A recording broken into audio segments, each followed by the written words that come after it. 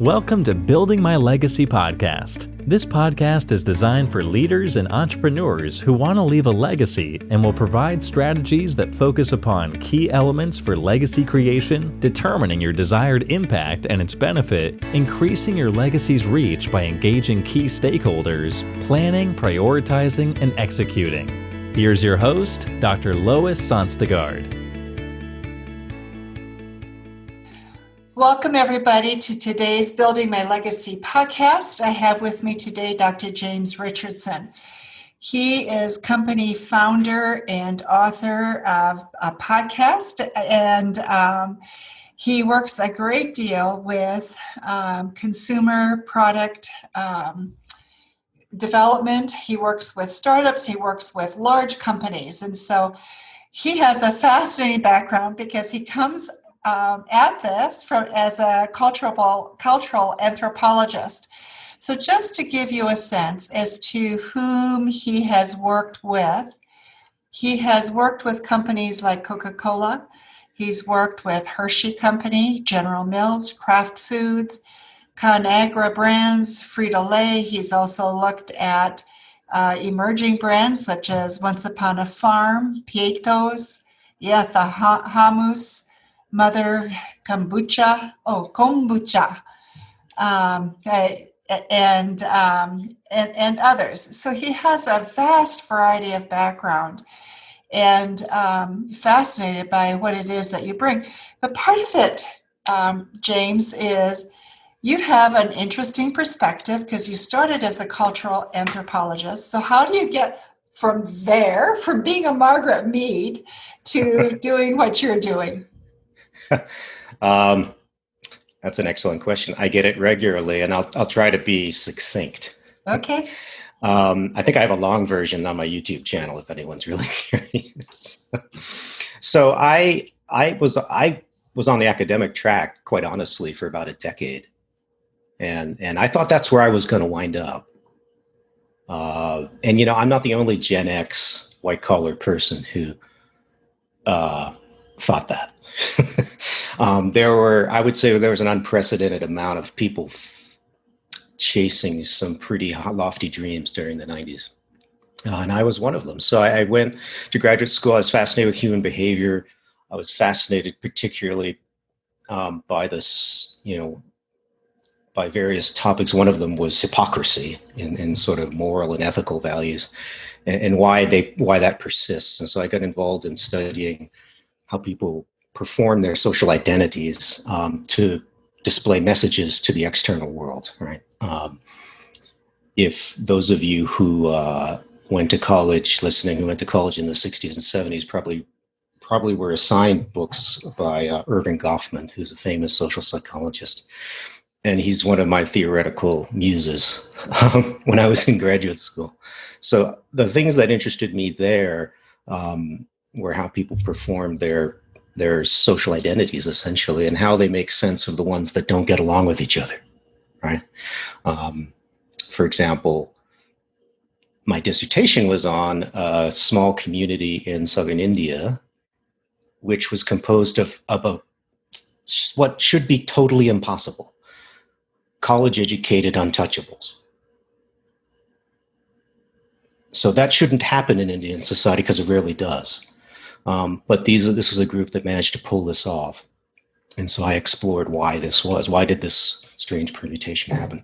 So those are the kinds of things that fascinated me when I was in school and when I was in graduate school. But the tenure track, I made a decision, was just not for me in my field. I won't go into why, but it simply wasn't gonna make me happy. Now, I was 29 when I had to make that decision, and I wasn't really ready to make a decision that big at all, to be honest with you. Maybe I should have been, but I wasn't. So it was a painful process, but I left academia of my own volition. I fired myself, is what I like to call it. And I encourage people listening that, firing yourself is the best way to leave a company because you're in control. It's also the best way to leave a career. So I decided that I needed to find a non-academic route, and then I didn't know what to do. So I wound up in market research, Lois, which is sort of where a lot of my colleagues wound up.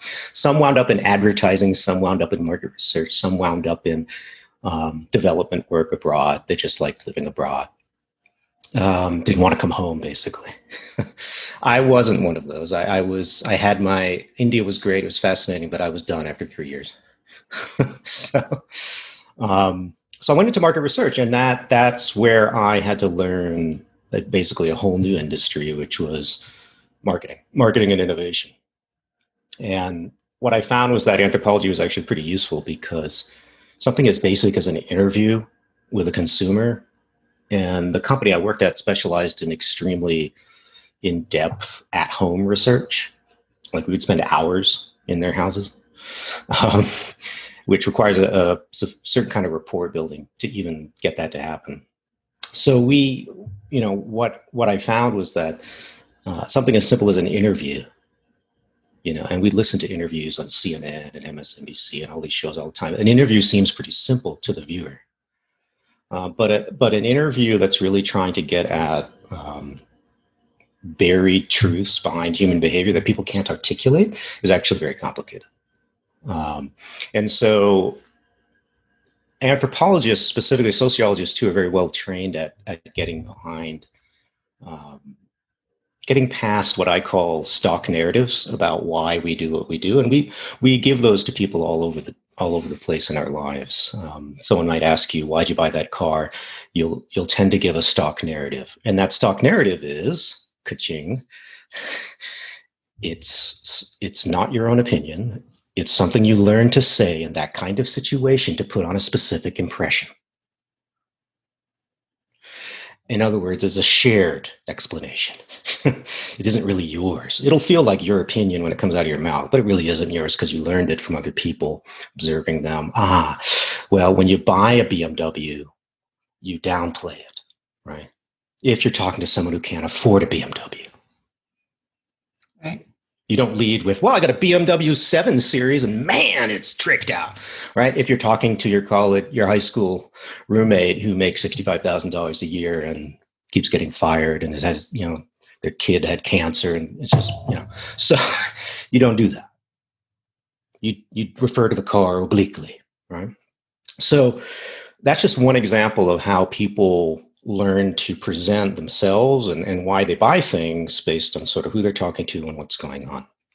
That includes the interviewer, right? So one of the things that I found out early on in my transition was that people in traditional market research, but in the consumer packaged goods industry, are really bad at asking questions of consumers. My favorite, I think some of you who might be near that industry or have ever done a focus group will appreciate this, but focus groups are one of the worst research techniques I've ever encountered as a professional. Unless you're just researching language and meaning, right? Like if you flash up a word and you just tell them to say what comes to mind, it's really good for that because you're getting sort of raw associations. But it's like the worst place, Lois, to go and ask somebody, so why do you buy organic food in a room full of people? So now the answer you get is a performance, right? Designed to either make you look good, make you fit in with that group, not offend anybody, but it's rarely very interesting and it's rarely getting at the real drivers. So, for example, people will often say, buy organic food because it's healthier for me. But I happen to know that a lot of people understand it's healthy, right, symbolically, and they don't buy it at all, right, because it's too expensive. So what you'll find is that people will buy organic food because it's healthy, but it also makes them feel more modern, more with it in their own social network, right? Because they're seeing other people buy it. And then they're asking themselves, maybe I should buy this. But the first explanation you'll get out of their mouth is not that, well, everybody on my street's eating organic food, so I kind of had to start. Right? That's not an explanation that people give of their, people don't like to admit how influenced they are by other people when they make decisions about what they buy. And so that was one of the things that got me more interested in the consumer packaged goods world that I sort of threw myself in randomly. Was trying to understand these decisions. But what actually ended up happening was that I focused, and the company had focused on becoming experts in why natural organic products were gaining enormous amounts of market share in categories that they shouldn't have attained that kind of market share in, like yogurt is a great example. And it's one we've all seen unfold in the last 15 years at the supermarket shelves. So, how do you explain these transformations that are very rapid, that where, half of a category is selling at a high unit price? And traditional marketers in the industry that I used to do consulting for, they couldn't explain it. They couldn't explain why someone would pay 2 times the price of Yoplait.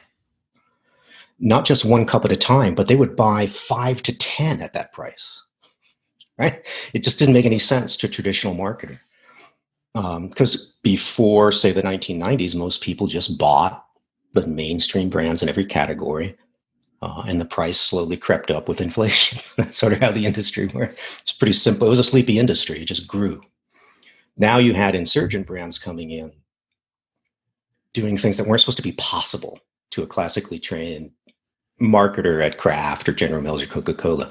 And so my career ended up riding this wave of sort of trying to explain what is going on here, not only from a behavioral perspective, but also from the perspective of business, right? How do you run Coca-Cola if this is where the market's going? How do you run General Mills from the very top? How do you make big decisions based on these shifts in behavior that are starting to really affect your profits and your ability to grow your company? So what ended up being sort of bizarre transition from being the skeptical social scientist who wanted to understand why do people do things for reasons they won't disclose right away, and then why do they not? Why do they say they believe in things and then don't act on them in their most mundane purchasing, right?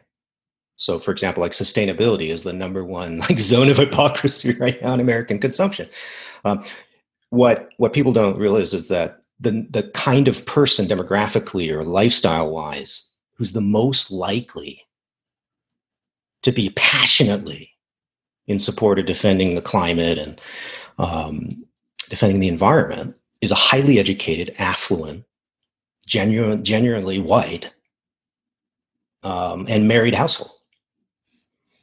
And it's not, they don't look that much different than me, right? But those are also the people who waste, they have more food waste, they have more packaging waste, they waste more money every year on consumable items than any other group in society. So the most wasteful group in society is the one that's most interested in sustainability. And so when you start to unpack these things, it's fascinating because you realize, oh, they're not trying to actually be more sustainable. They're just incredibly guilt-ridden about what they're doing. But their behavior is showing really very little movement in terms of actually, and part of it's because it's actually really hard when you get in a social world where consuming things is sort of normal, and you also get into a habit of doing it. It's part of your lifestyle. Don't repair the car, don't repair the bike, just junk it and get a new one, right? So there's a whole economy built on this. And it's an economy that makes it very hard to actually be honest in your life with values as aspirational as sustainability. Anyway, so that was a bit of a tangent, but the point is there's some ideals that are so removed from behavioralists that, I don't know, it could take decades of generations or honestly federal regulatory change to actually get the behavior to align with where people want to be. Then there's other things like organic food where the consumer did it themselves before the FDA decided that there was an issue with how milk was produced in the United States, for example. So those are the things that bridged my social science background and the business world, explaining why premium price products do remarkably well, maybe with specific segments of the population, and why people have walked away from legacy brands in food, beverage, health, beauty, you name it, pretty much anything in a box. And that journey, it was not smooth, but it sounded a lot smoother telling it. But that's sort of what happened. I ended up becoming a specialist, Lois, in best practices for growing early stage brands. And the basis of that expertise is not the traditional MBA knowledge of case study knowledge, although I've done that work as well. It was the behavioral understanding about how to deconstruct the drivers behind why 2 or 3 million consumers, for example, will decide to start paying 2 to 3x more for Greek yogurt instead of Yoplait. And being able to get that out of them, understand the symbolism, and then take those sort of laws, which I write about in my book, and be able to deploy them with other folks proactively so that you can make growth happen. And that pretty much all I do right now. And that's what fascinates me, is how can you co-innovate premium products that grow really fast by essentially completing them with the consumer in the marketplace. And that's pretty much the cutting edge of entrepreneurial innovation right now. It is, isn't it? Just so everybody is aware of your book, it's called Ramping Your Brand, and it talks about some of these issues. So it's available on Amazon and elsewhere too, I'm sure. But I want to go into this with exponential growth, because right.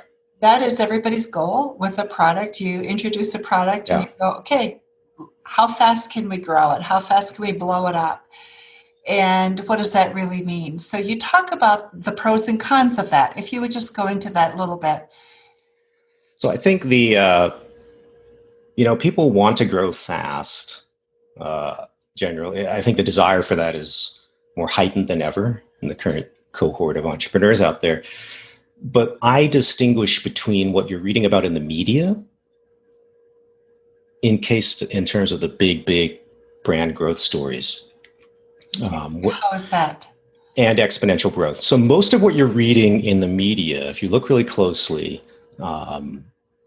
are actually unicorn stories. Those are the ones that capture the headlines the most. I think the biggest one that in the food industry recently was cauliflower pizza, which went to $100 million in almost 18 months. And that just never happens. You had Chobani do something awfully similar in about 2 years. And then it kept growing. We had, you have direct-to-consumer brands like Harry's, which are growing that fast. So these unicorn brands are growing, they're growing just mathematically, making things concrete. They're growing 1,000%, 3,000%, 4,000% a year off, a pretty fast out of the gate $1 million or $2 million in the first year of sales, right? Right. And that is just, it just doesn't happen. So I've done the research. The reason it gets written about is because it's rare, right? And you're a media savvy person, Louis. So you know that the mainstream media is obsessed with weird stories of weird things, especially dangerous ones, right? Anything that's fear driven, right? So you'll get, we'll have daily coverage of homicides in the U.S., even though the average person has no experience with one, because we're afraid of them, but they're actually very rare. If they were happening all the time, it wouldn't be a news story. So, no one would even talk about it. So, and the same thing with these fast growing unicorn brands. Exponential growth, though, is something different. It's actually growth off a much smaller base of sales. Okay. And that base is usually, in my industry, it's less than $1 million in the first year. And often it's $500,000. And mathematically, exponential growth basically occurs somewhere between 75% and 200% year over year growth. And investments work the same way, though they rarely grow that fast. But in a business that the kind of business that I'm in, it's possible to generate that growth. What's interesting about the curve that's generated when you do that, if you were to open up an Excel file, and even if you just put like $500,000 in and then doubled it every cell going to the right, and then you did a line chart, you'll get this beautiful curve. It looks like a quarter pipe ramp at the skate park, which is the metaphor in my book. But if you look at that curve, there isn't a lot of scale being created in the first couple of years. It's not, I mean, you might start at 500,000, then you're 1 million, then you're 2 million, then you're 4 million. But to somebody who's trying to get really big, you looking at those numbers as the entrepreneur, you're like, nothing's happening. Like, I'm not scaling. Right.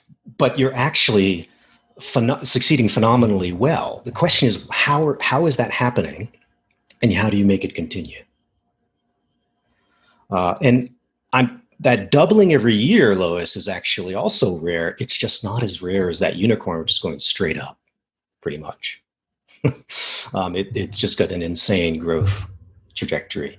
So they're much more common. It's about 10% in consumer packaged goods at any given time.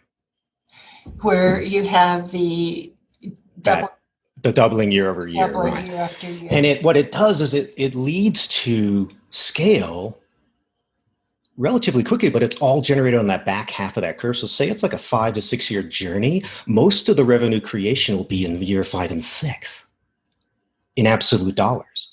The first 2, 3, 4, again, it's going to be that shallow part of that skate park ramp where it's not going up very much. And then suddenly it goes, woo. And the difference between that and just shooting up like a rocket with a unicorn on top, to mix my metaphors, is you actually have time to learn in the market, Lois, when you're doubling off a small base deliberately, and you're not trying to overreach with customer acquisition, scale, whatever it is. Or in my industry, it tends to be signing up way too many national chains with brokers, which, if you're well connected and you have cash, it can be done relatively much quicker now than 30 years ago for a small emerging brand. I will say the pandemic has slowed down onboarding a fair amount, so this is not the ideal circumstance to do that. But my point is that that learning time, when you're going from, say, 500,000 to 4 million, 5 million, and you're doing that over 2 to 3 years, that gives you the time to engage with your consumers, the end consumer, right? Get feedback, do a little light consumer research, make sure that you understand why this thing is growing, so that when you want to go and have the money to do things like paid advertising, which I pound on some of my bigger, wealthier clients to start doing, you know what to do. You know what to say. You know how to actually refine the brand positioning, get the marketing strategy really, really tight. If you don't allow yourself that time to be growing fast, but that time to be growing fast in a sort of a gated way, you aren't going to give yourself time to learn. Now, you may get lucky and you just throw money at it and it becomes Harry's. Or I'm happy to show you a list of case studies where people throw money at things the first year and nothing happens. And then it's all over. Those don't make it to the media. If you've noticed this too, nobody really writes about failure in business. It's a very strange thing, but American media doesn't write about it. But I've studied it. I've studied why things don't scale and then why they do. And when you look at those sets, especially in my world of early stage consumer brands, that's how you actually can figure out, this is what you need to not do, and this is how you need to run the business if you want to grow exponentially, which is fast. It's a fast growth pace, but it's actually as fast as you want to go. And for some people, Lois, to your earlier point, it's actually too fast, because once you get, can't keep up. So yeah, once you get to that back half of that curve, you now have to grow your staff very fast, and that can be very uncomfortable for entrepreneurs who are not used to that. Right. So I have a question, though, relative to the early stage, because you're talking about startups, entrepreneurs. You're talking about 500,000 to 1 million. Generally, the gross profit margin is pretty thin at that point. So the net profit that you're left with to put back into the company is going to be smaller. Mhm. So taking that time for reflection to really look at Mhm. hiring a person like you to look at how do we build this is very tough. So how does a small company really begin to weigh some of that, and how do they begin to plan for it? Because I think it's the one thing people don't plan for. They don't know how, or then they, Right, right. You know, I, I'm still evolving how to present that on my website to people because I generate traffic mostly from people who are very small. Because that's 80% in food and beverage, 80% of companies, actually it's 90% of companies for sale in the market today are selling less than $500,000 a year.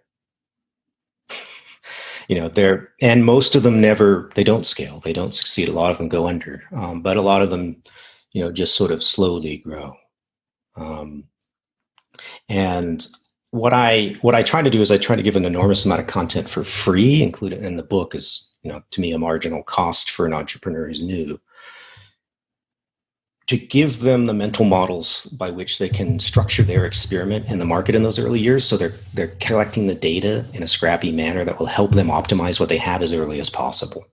Because I think if you can optimize as early as possible, even slightly on your own, you're going to have a better chance of making it to that $1 million or $2 million hurdle, which is generally when I am more relevant. Because to your point, you probably they will have more cash to hire to a consultant like myself, but more importantly, they probably will have already raised money. Because in my industry, Lois, the net profit is most companies are losing money until they're 10 or $20 million.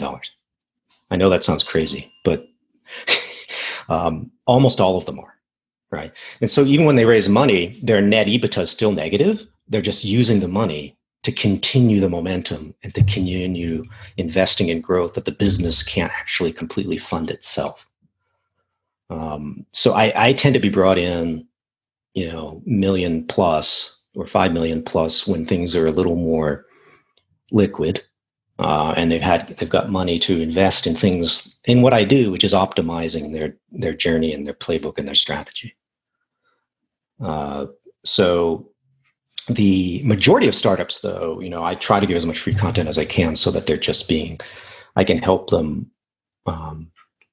avoid basic mistakes. I have a mistakes webinar for free that people take. I don't know why that stuff hasn't been shared more broadly, but it is now. And I think what I found is once you get to about $1 million in trailing sales in consumer packaged goods, at least, but that number might apply to other industries, you've most likely learned enough about the industry.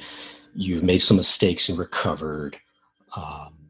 You've learned the value of getting more disciplined and professional about how you manage the business. But also, you now have some sunk costs, Lois. Like you could be 3 to 4 to 5 years in, right, to this thing. And so the sunk costs psychologically are making you really, really want this to work now. And I'd prefer to work with those folks who feel that hunger even more. There's another crowd, Lois, who get really disillusioned and just stop. And that was the best decision for them professionally, because some people aren't cut out for the industry I'm in. It's hyper competitive. It's very hard to pay yourself, So it then tends to be populated with higher net worth founders who can afford to take those kind of financial risks with their life. Not always. So right. Hope that answered your question. So tell me, is right now with what's happened with COVID, Yeah. we see a lot of uncertainty. There's a fear level that we haven't seen before, Mm-hmm. Not to this extent anyway. So how Mm-hmm. is that impacting your small companies that have very thin or negative margins and but have to grow if they're going to survive? So a couple things. I think the folks that didn't raise money before the pandemic hit, Lois, I think are in deep trouble. I don't want to sugarcoat it because I'm a social scientist. I tend not to do that. Those And so that's a mix, right? So there's some startups there. I work on retainer, for example, for a startup in Canada that I have one. I don't generally work with startups, but I have one exception, which is I will work on retainer for one startup a year.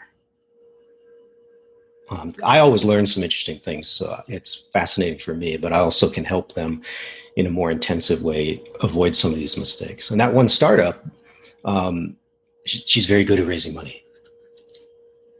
She produces money out of thin air like no one I've ever seen. Not massive checks, but money. And that's a level of charisma that she has, which is indicative of a successful founder long term. Got it. I joked with my brother about this individual, and that's what impressed me, and that's why I made an exception to work with her. Normally, I don't, because people aren't ready for the kind of optimization, strategic planning that I coach. They literally are trying to survive and get that initial scale going so that, they basically just have repeat orders of their current customers. So they're trying to, I call it turning the engine on. So, and that's something you have to focus on in CPG because it's like walking a razor due to lack of profitability and just the costs to get up and running. But anyways, this client I have she's an amazing networker. And I was joking with my brother, there's some people and a lot of successful founders in every industry seem to be like this. I know Steve Jobs, the cliche example, was exactly like this. There are people, human beings, who for whatever reason have learned in their social environment, that's how I explain it, they've learned how to be incredibly persuasive at extracting things that they need from people, even people they don't even know well. And so the phrase I use is, how does this person get people to do all this stuff for her? Because when I try to go ask somebody to do the same kind of thing, I usually get a brush off. So it's obviously technique. But that's the sign of a classic entrepreneur, is that their passion is almost viral. It's infectious in a way, and it causes people to want to help them. We could also call them master manipulators. It's not the right phrase, but in a way, from a sociological perspective, in a way they are. They're very good at getting people to help them when there isn't a lot in it for that other person, right? So those are the people that do really well in this pandemic, Lois. Got it. Because they already had a big network, Lois, right? They already had this ability to tap network. They'd already raised money, even though they didn't have a lot of sales. I mean, I'm the woman I'm talking about has raised more money than she's ever generated in the business yet. Like 2x. That's amazing. So it's just, I don't know. I don't think I could do that. Yeah, it is amazing. So, James, we are at the end of our time. And so before we sign off, I just want to know, last thoughts, comments that you want to leave with the audience. Last thoughts. I think given the theme of your show, one thing I would suggest to listeners who aren't in the startup world is if you're thinking about your own legacy as a professional, one of the things that I think often gets overlooked is the ability for people, especially when they get in midlife, to assess what their strengths are and to take a leap. And honestly, this is probably the perfect time right now in American history to do it, because everything is in flux. Take your strengths and build your own business, sharing those with other people. Because unless you are literally going to become a C-suite executive where your legacy will be confirmed because of the massive influence you're going to have over that company, even in 3 or 4 years. If you're not on that track, or you don't even want to be there, it's not that you don't have strengths, but you can also build a legacy by going out, and sort of like I did, and going to an underserved group that doesn't get a lot of professional help. And all I can say is it's like 1,000 times more rewarding, regardless of what money you make. In my experience, than staying in a traditional corporate environment that's not fulfilling you. Now, if it is fulfilling you, hallelujah, Right. stay there. Well, and for people who are in that traditional Yeah. role, at some point they will leave and may go Yeah. with foundations or be on boards. And so really And I think, think those are the typical things, but I don't know that they're as fulfilling. I know people who do that. right. You know, I mean, I don't want to sound like the typical anthropologist, but hanging out on boards with a whole bunch of other rich people, that gets old pretty fast if you do it for 2 or 3 years. Whereas when you can have this much larger audience of potential impact, that's really, I mean, it's rock star infectious when you can reach those people and help them, because nobody thinks of helping them. Yeah, that's very true. It's Right. Oh, thank you so much, Dr. James Richardson. Thank you for being with us on Building My Legacy podcast today. And for those of you who would like more information about James and his work and his book, we will have it in the show notes for you, so you can contact him, or certainly you can contact us and we'll get you in contact with him. Thank you so much for being with us today. And thank you for having me, Lois. It was fun. Likewise. You've been listening to Building My Legacy podcast with Dr. Lois Sonstegard. To book your appointment with Dr. Sonstegard, visit www.buildtomorrow.com.